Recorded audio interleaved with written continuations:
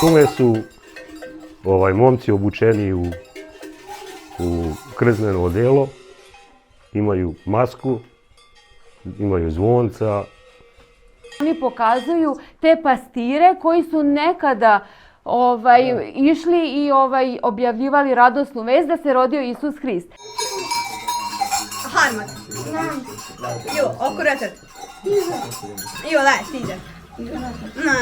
Tu se dešavaju dogodoštine, to su tako te smešne situacije kada oni promene glas, promene osobine svoje, kao da nisu oni.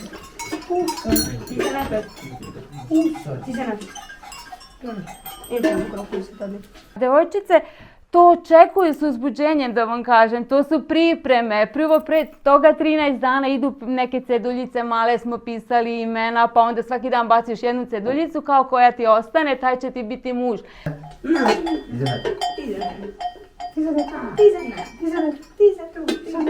Devojka treba da pogodi ko je ispod maske. Ako ne može, onda čuma može da traži poljupce.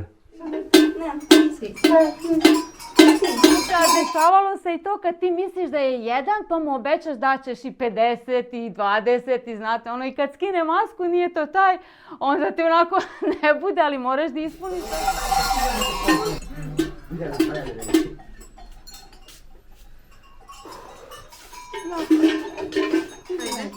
Nem, 10.